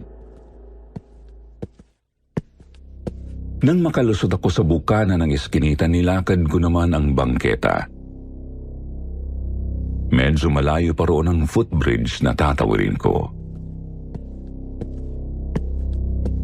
Sa ilang minuto kong paglalakad, may nakita akong isa na namang pulubi sa tabi ng daan. Ganoon din po, isang matandang lalaki na payat at medyo maliit ang katawan. Naglahad din ng palad sa akin nang makalapit ako. Inisip ko na siguro pareho lang ang pangangatawan nila nung nauna. Hindi ko kasi naaninag ng maayos yung nasa eskinita kasi madilim. Pero yung ikalawa, kita kong nakasuot siya ng kupas at madungis na dilaw na t-shirt. Tsaka butot balat talaga kung titignan. Lubog pa nga ang pisngi dahil sa pagkapayat at lubog din ang mga mata kung titignan. Nagbigay din ako sa kanya. 5 puro piso kasi naubusan na ako ng 5 buo. At kagaya nung una, napakalapad din ng ngiti sa akin nung matanda. Saka nagpasalamat. Kita ko yung nangingitim niyang mga ngipin nang ngumiti siya sa akin. Sa di malamang dahilan, nakaramdam na ako ng bahagyang kilabot noong oras na yon.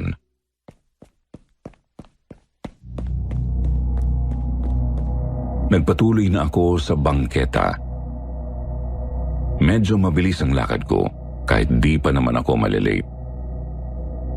Pero pakiramdam ko kasi kailangan ko nang makarating agad sa loob ng building namin. Kumakabog na yung dibdib ko. Dali-dali akong umakyat sa footbridge at natigilan nang makita ko ulit ang pulubi sa taas. Ganun pa rin po ang itsura niya, Sir Jupiter. Matandang lalaki na payat at medyo maliit ang katawan. Tapos nakasuot ng kupas at madungis na dilaw na t-shirt. At hindi yun simpleng kamukha lang ng nauna. Kasi sigurado akong siya talaga yun. Nang makalapit ako sa kinauupuan niya, naglahad din po siya ng palad, ngunit mabilis akong naglakad at diretso lang ang tingin. Kabadong-kabado. Kumakawala na talaga ang puso ko sa kilabot. Ang lamig na rin ng pawis ko at ramdam ko ang pagninginig ng kalamnan ko. Pagkarating ko sa bandang gitna ng footbridge, nakita ko ulit siya. Doon na naman siya nakaupo sa may dulo. Hindi pa man ako nakakalapit. Nakalahad na ang kanyang mga kamay at nakatitig sa akin. Doon ay hindi ko na pinigil ang sarili at tumakbo na talaga ako pababa. Kulang na nga lang po, lumundag ako sa hagdan eh. Opo. Nakita ko ulit siya doon sa mismong ibaba ng hagdan pero hindi ko na pinansin.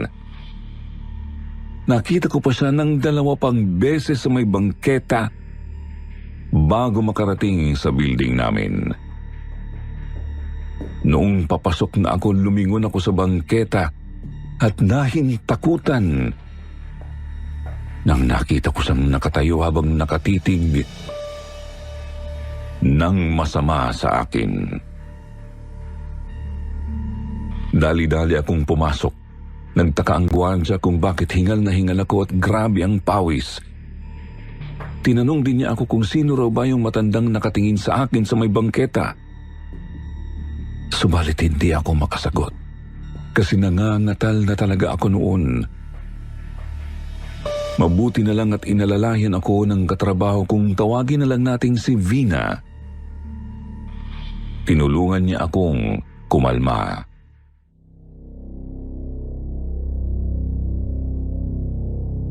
Kinuwento ko kay Vina ang nangyari, Sir Jupiter. Hindi siya naniniwala sa akin. Ngunit hindi ko naman siya masisisi. Gayunpaman, kita pa rin niya ang kilabot ko, kaya pinagpahinga muna niya ako bago magsimula ang shift namin. Nakapagtrabaho naman po ako ng medyo maayos noon. Hindi nga lang tuluyang nawala ang pulubi sa isip ko. Kaya napagdesisyonan kong kumain muna sa isang convenience store pagkatapos ng shift. Subalit, natigilan ako sa pagkain nang makita ko ulit ang pulubi sa labas ng convenience store. Nakaupo ito sa labas ng glass wall. Napakurap ako at nagtaka nang wala na siya pagkadilat ko.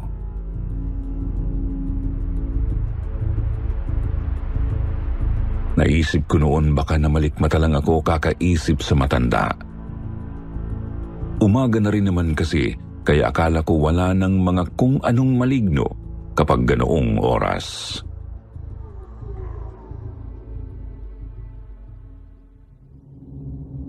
Paglabas ng convenience store ng palinga-linga ako. Walang pulubi. Humugot ako ng malalim na buntong hininga. Saka nang simulang maglakad, pauwi. Maya't maya nga lang akong napapalingon kung saan-saan kasi baka naroroon na naman siya. Napaparanoid na ako. Nakahinga ako ng maluwag kasi wala siya sa footbridge. Wala rin po sa bangketa, kaya nagtuloy-tuloy lang ako sa paglalakad. Lumiko papasok ng eskinita at dire-diretsong naglakad. Subalit, ilang sandali pa. Nakita ko na naman siyang nakaupo sa may eskinita. Doon banda kung saan ko siya unang nakita.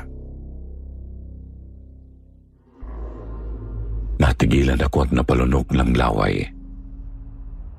Nagsimula na namang kumabog ang dibdib ko at lumamig ang pawis ko. Nag-angat ng tingin ang pulubi habang nakaupo at ngumiti ng malapad sa akin. Doon na ako nakaramdam ng matinding hilakbot kaya mabilis na akong tumakbo paabante. Ngunit halos malaglag ang puso ko sa takot nang bigla niyang hawakan ang isang braso ko. Ano bang kailangan mo sa akin? Ano bang kailangan mo? Mangiyak-ngiyak na po talaga ako noon, Sir Jupiter. Siya naman ay nakangiti pa rin habang nakahawak sa braso ko. Tsaka inilahad ang kabilang palad. Nagpumiglas ako hanggang sa mabitiwan niya ang braso ko. Pagkatapos taranta akong dumukot ng kahit ano sa bulsa ko. Nakakuha ng 2 piso na agad kong binato sa kanyang mukha bago ako tumuloy sa pagtakbo. Nang makalusot sa likod ng eskinita, nakita ko ulit siyang nakaupo sa gilid ng kalye. Doon ako dumaan sa kabilang dako para hindi niya ako maabot. Dire-diretso lang ang takbo ko hanggang sa makarating ako sa boarding house. Umakyat sa second floor at tarantang binuksan ang kwarto ko. Natagalan pa nga ako kasi nagkandamali-mali na ako sa paglagay ng susi. Pagkapasok agad kong inilak ang kwarto ko. Sumampa sa kama at nagsumiksik sa may sulok. Sir Jupiter, napakagulo ng utak ko noon.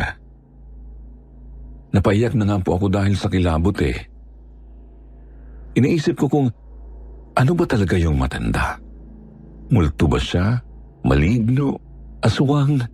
Engkanto o ano? Ano ba ang nagawa ko at bakit niya ako sinusundan? Mali ba na binigyan ko siya ng limos o baka nakulangan siya sa binigay ko?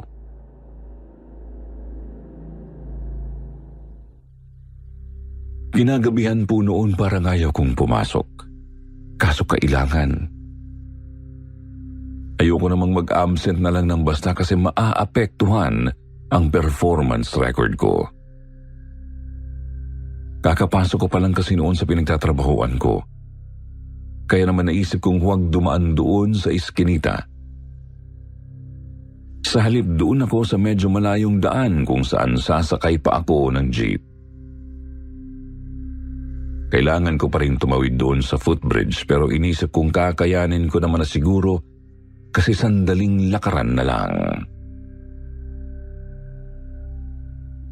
Paglabas ko po ng boarding house, natanaw ko agad ang pulubi sa may tapat.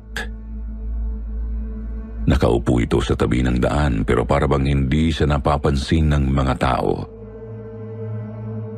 Bago pa man siya nakatitig sa akin ay nag-iwas na ako ng tingin at mabilis na naglakad. Malakas ulit ang kabog ng dibdib ko noon lalo't pakiramdam ko pa rin ay may nakatingin sa akin. Hindi na lang ako lumingon hanggang sa makarating ako sa labasan at sumakay agad ng jeep.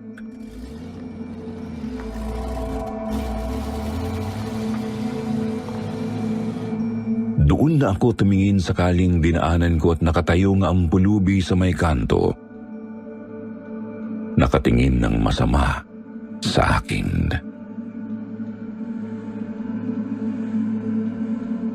Bagamat di pa rin ako mapalagay, di ko naman nakita ulit ang pulubi hanggang sa makarating ako ng opisina, Sir Jupiter.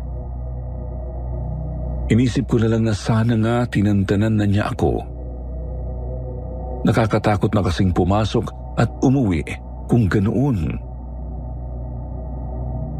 Sa kabutihan palad, hindi ko na po ulit nakita ang pulubi simula noon. Bagamat hindi na ako ulit dumaan sa iskinita kailanman. Mas pinipili ko na yung malayong daan kahit pa mas hassle ang biyahe. Ang mahalaga, hindi ko na ulit makasalubong ang nasabing pulubi.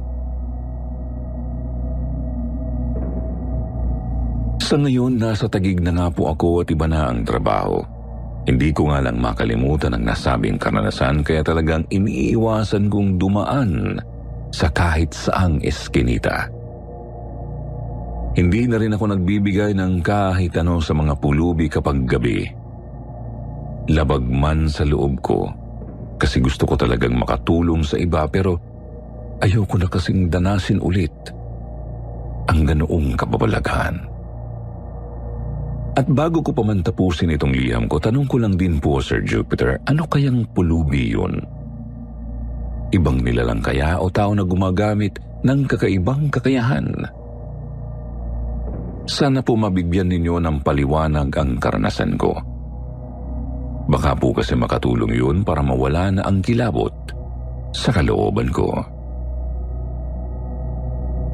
Maraming salamat po sa inyo at good evening po sa lahat.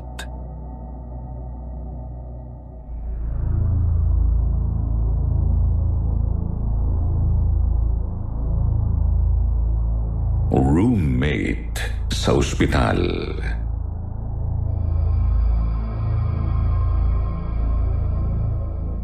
Kumusta po, Sir Jupiter Torres? Ako po si Kurt mula sa bayan ng Cavite, dito po banda sa may General Mariano Alvarez.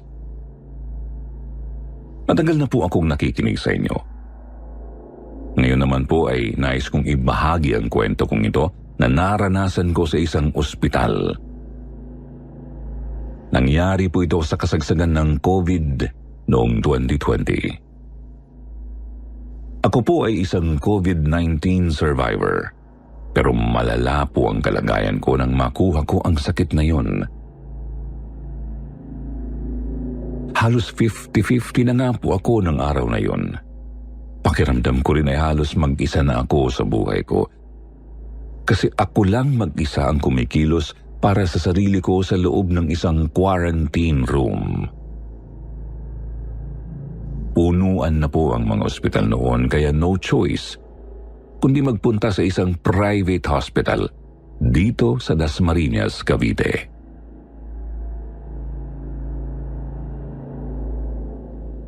Lumipas ang mga araw lalong lumala ang pakiramdam ko.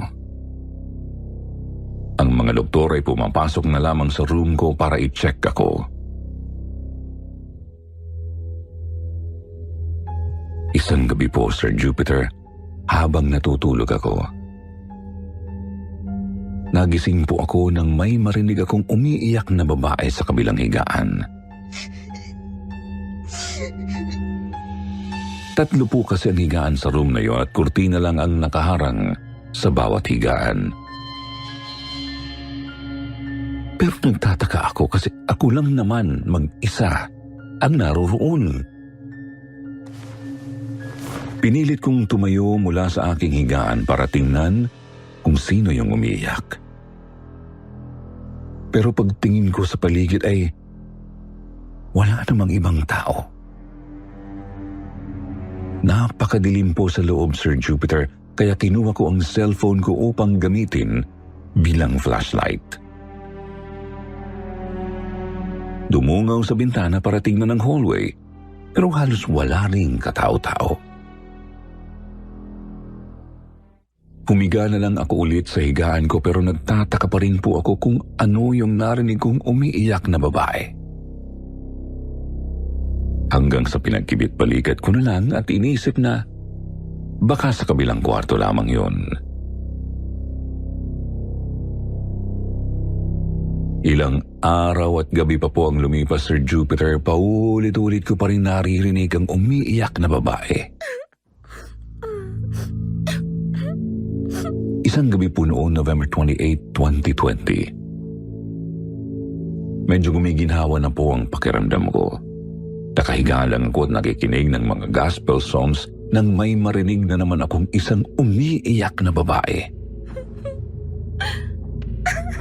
Tinignan ko po ang oras at nakita kong 3:00 na pala ng madaling araw. Hanggang sa hindi ko na po matiis at hinanap ko ulit kung saan ba ang umiiyak. Sinundan ko ang boses at lumabas ako sa kurtina na nakaharang sa higaan ko.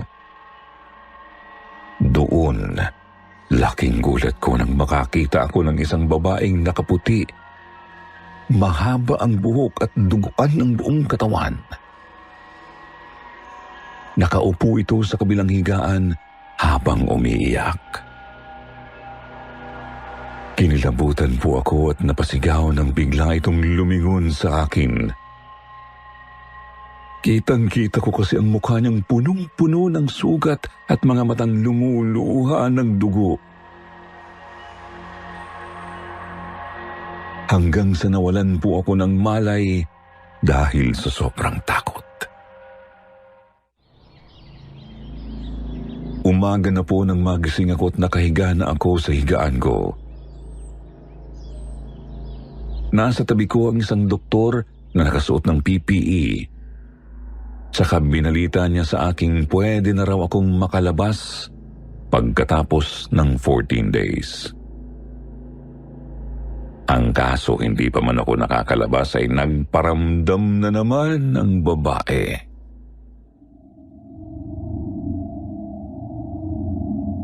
Isang gabi po, Sir Jupiter, habang natutulog ako, napanaginipan ko ang babaeng umiiyak.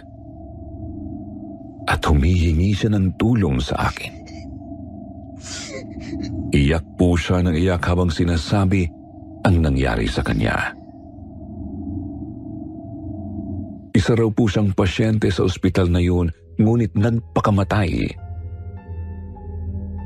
dahil wala nang tumutulong sa kanya. Doon po nangyari ang lahat sa mismong room na tinuluyan ko. Sabi niya, nais niya daw akong isama sa kabilang buhay para makalaya ang kanyang kaluluwang hindi makaalis sa lupa. Subalit may isang boses po na tumawag sa akin, dahilan upang magising ako. Umaga na po nang magising ako at araw na ng aking pag-uwi. 7 araw ang nakalipas mula nang makauwi ako. Habang nagluluto, may narinig na naman akong babaeng umiiyak. Kinilabutan at napasigaw po ako nang lumingon ako dahil katabi ko na po ulit ang babae. Tapos binulungan niya ako na tulungan ko raw siya. Kaya hinimatay po ako noon.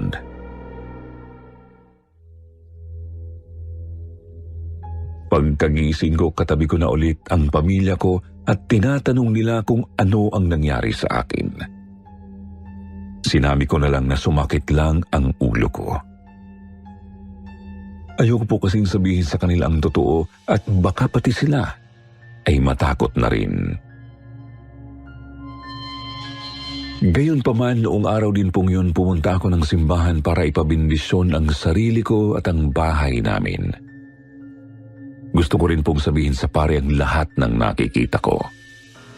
Matapos po noon, ay wala na akong kababalagang naramdaman, nakita o narinig.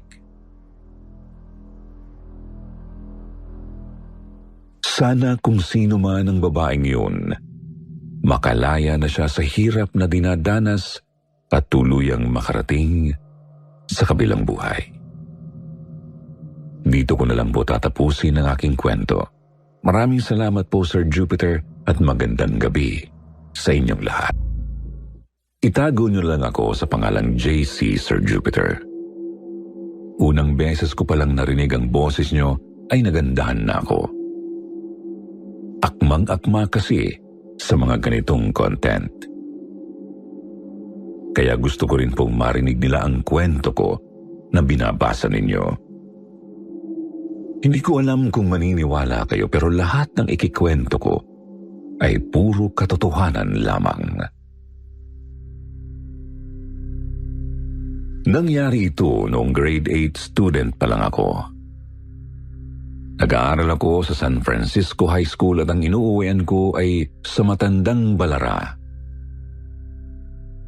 Bumibiyahe ako araw-araw para pumasok at umuwi.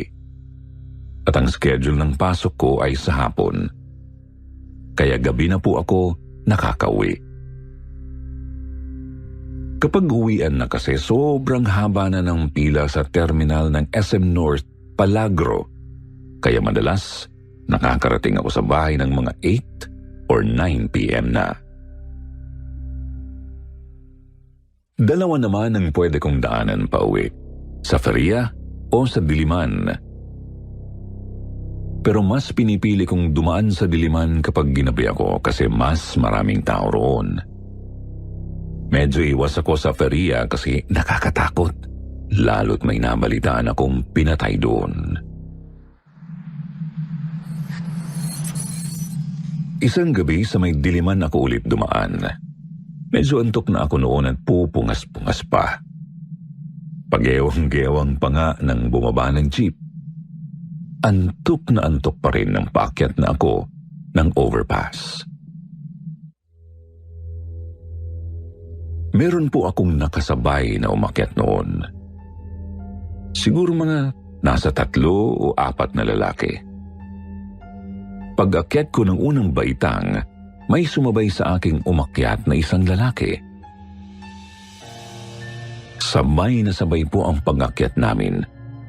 Medyo nagitgit pa nga niya ako, kaya naman medyo binilisan ko ang paglakad ko para mauna at hindi na niya ako magitgit. Pero nang simulan kong bilisan, sinimulan din niyang bilisan ang pag-akbang niya sa bawat baitang. Medyo kinabahan na ako noon, pero inisip ko na lang na baka nagkataon lang. Hanggang sa nakarating na ako sa taas ng overpass.